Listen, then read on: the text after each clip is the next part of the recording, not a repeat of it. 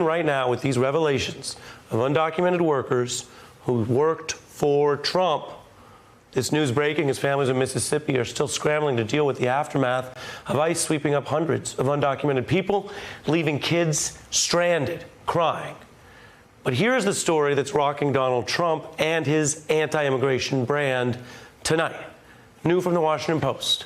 For nearly 2 decades, the Trump administration has relied on a roving crew of Latin American employees to do construction projects at its properties.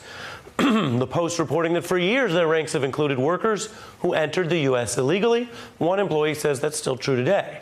All this as Trump defends an immigration raid that arrested about 700 undocumented workers in Mississippi. Meanwhile, BuzzFeed reporting hundreds of kids staying home from school because they're afraid of going out in public. ICE officials tell NBC they didn't give schools or welfare agencies advance notice of the raid because it might have botched the operation, and saying, we're a law enforcement agency, not a social services agency. The attitude has many families struggling to pick up the pieces. This woman, who says she'd been in the U.S. for 24 years, told us her husband's among those still being detained. This 11-year-old says her father's gone. I need my dad for me. My dad didn't do nothing. He's not a criminal. This church, a sanctuary for this 1-year-old girl. This woman tells us the church is watching the baby as her father tries to find the little girl's mother, who's in custody. Those are the facts. That's what's happening. Here's Donald Trump defending it. Why wasn't there a better plan in place to deal with the migrant children in Mississippi? The reason is because you have to go in. You can't let anybody know. Otherwise, when you get there, nobody will be there. But I want people to know that if they come into the United States illegally, they're getting out. They're going to be brought out. And this serves as a very good deterrent. A deterrent. The treatment of those children is being invoked as a deterrent. Now, if Trump's trying to deter undocumented immigrants, of course, the question would be, why didn't he do that in his own businesses? Critics citing this as peak MAGA hypocrisy tonight. And think about last month when he was asked if the Trump Organization ever employed the undocumented.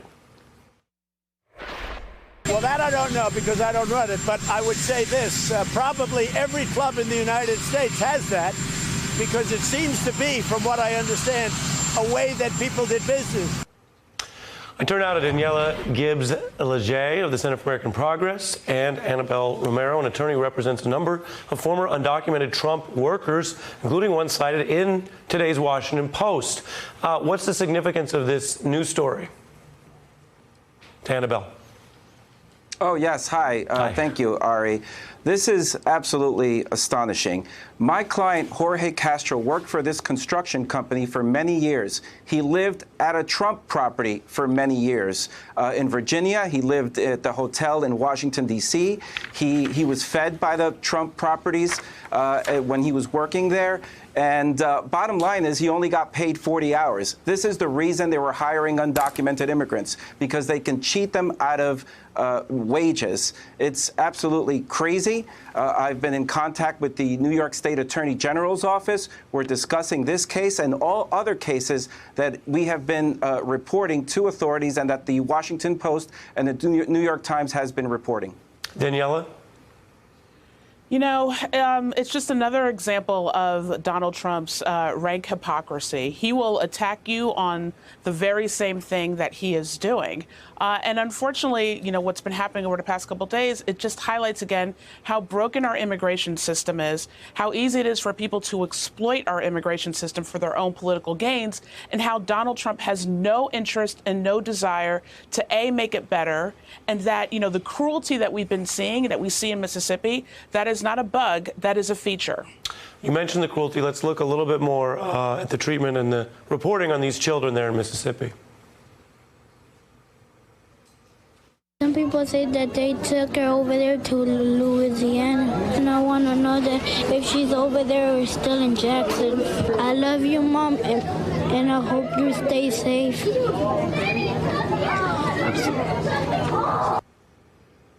Daniela? it breaks your heart to see that happen. And so yes, the ICE, they are a law enforcement agency, but I'm pretty sure they didn't follow all the proper protocols here that they should have. And where is their heart and humanity? You mean to tell me that everybody that they picked up at that plant were criminals and imminent threats and dangers to this country? I call BS on that. Annabelle, I want to play a little more of the reporting because we touched on this last night, and I think it's vital for people to see what's happening. Here's more of the reporting we've seen, including on the ground after the raids. Fighting back tears, 11-year-old Magdalena Gomez Gregorio expressed to us her devastation being alone without her dad. Governments, please put your heart. Let my parents be free with everybody else, please. Don't leave the child with cryness and everything. I need my dad for me. My dad didn't do nothing. He's not a criminal. Annabelle, it's hard to watch, but I don't think that means we should turn away. This is the voice of a child who we've just met through the crucible of this tragedy. And let's listen to her words. I'm curious your reaction to them. What we just heard, she says, "Government, please show some heart. Let my parent be free with everyone else. Don't leave the children who are crying." I mean, is that something we all should be listening to tonight? Absolutely. I mean, there are 11 million people living in the United States. 8 million of them are part of the workforce. Why do you think many of them are coming? Because employers are hiring them. We know that many are fleeing violence, but there are others who are coming to work. Employers are hiring these people, taking advantage of them, and once they have ties to the community, now you're going to basically kick them out of the country? This is so unfair. What kind of country are we? We really need comprehensive immigration reform. 8 million people are living in the United States without legal status, no health care. These are people who are good people. All they want to do is continue to work and help this great country, but something needs to be done. Both of you stay with me. Here in New York, I'm joined by a very special guest tonight, presidential historian and author Doris Kearns Goodwin. Nice to see you. What are we to make of this footage we're seeing? I mean, to me, the idea that there's hopefully a power in that little girl's cry. I mean, she said, this is government I need. It's not just a law and order agency, it's a government agency. And I hope that we still have the capacity to not be numb to these things. Images have a huge power for us. I mean, I think about the past, and you think about that image of the little girls running away from napalm, which really brought a certain kind of anti-Vietnam War to a peak. You think about the image of Life magazine did this extraordinary thing in 1969, the summer of Chappaquiddick, the summer of Apollo, the summer of Woodstock, and they put 242 pictures of people who had died 1 week in Vietnam as if they were high school photos, and somehow that created an emotional response. I just hope we're not numb. Because I know you mentioned that, so we pulled some of this. That's up on the screen, folks. Many viewers, of course, will remember that era. What was the import, as you say, of the pictures of real people, transcending what was also a bitterly divided political time? I mean, we'd heard statistics about how many people had died in Vietnam, and then suddenly you see their faces. They look like, as I say, that it's a high school graduation picture. They're young people. They died in 1 week. Somehow Life magazine had more people reading this than had done for years, and it had an impact. It escalated the feeling that something has to happen to end this war. Daniela, I wonder what you think about that. Doris is reminding us of the sweep of politics over time, which becomes history, and we can put back up the image of this young girl we've learned about, Magdalena, who is a person now that we have to take in as the literal face of this type of government policy. You know, I hope that the people who are running these agencies and everyone in government, that everyone hasn't lost their humanity, you know, as Doris said. I'm trying to remain optimistic. These past couple weeks have been really, really trying for people of color, for immigrants, for Latinos. It's been really tough. And you listen to that girl, and like I said, it breaks your heart. And not just because I'm a mother, but because I'm a human being who has empathy. And I feel like empathy is what is clearly missing from Donald Trump. But I worry that it is missing from a lot of Republicans who are very happy to get their tax cuts and get all their other things done, and that they are overlooking this. And I know that a lot of people think maybe we shouldn't be showing these images a lot, but I think we need to, because we need to force people to look at what we are doing. People say this is not America. I'm sorry, this is America, and we are doing this currently. That's been a big theme this week as we think about the violence and the division. I want to thank Daniela and Annabelle. Doris stays with me here, both because I want to talk to you more about the history of this and for later. What are presidents supposed to do in a week like this, and what has been done? Well, what's interesting is obviously we've been talking about president's responsibility to be consoler-in-chief. That's a relatively new phenomena. And it has to do with the fact that these issues, we're seeing them on the media, on television, which we didn't before. Teddy Roosevelt didn't go to the earthquake in San Francisco. Benjamin Harrison didn't go to the Johnstown flood. It wasn't thought to be a federal responsibility, but in recent years it has become one. And this one is even more important. It's not just that we're comparing what President Trump did versus President Clinton or President Obama or President Bush after 9/11, where they did play that role of consoler-in-chief. This is almost like a national emergency now. Something deeper has happened between Pittsburgh and now what's happened in El Paso.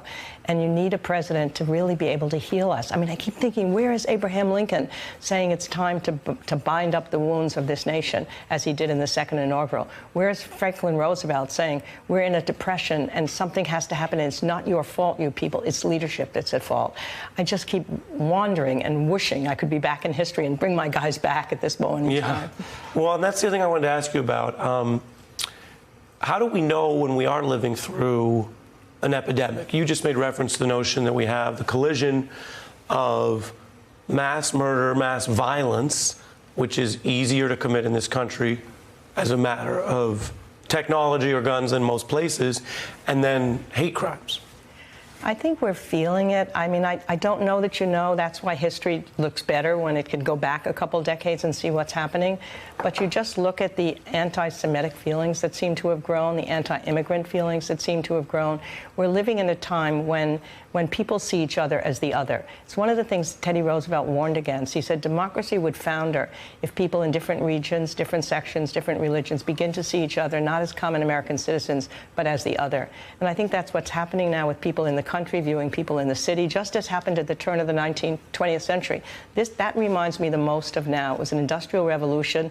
There were new inventions. There was a gap between the rich and the poor, big companies swallowing up small companies, and the immigrants were then scapegoated. There was a populist movement at that time, and you needed to have leadership that took us a square deal. Teddy Roosevelt said the rich and the poor I care about, the capitalist and the wage worker.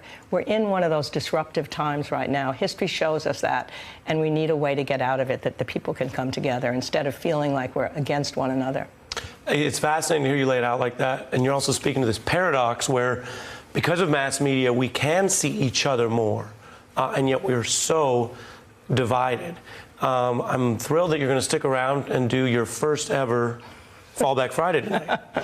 All right. There's light at the end of the tunnel, even on a tough week. Doris Kearns Goodwin. Hey, I'm Ari Melber from MSNBC. You can see more of our videos right here, or better yet, subscribe to our YouTube channel below. You could have been anywhere in the world, but you're here with us, and we appreciate that.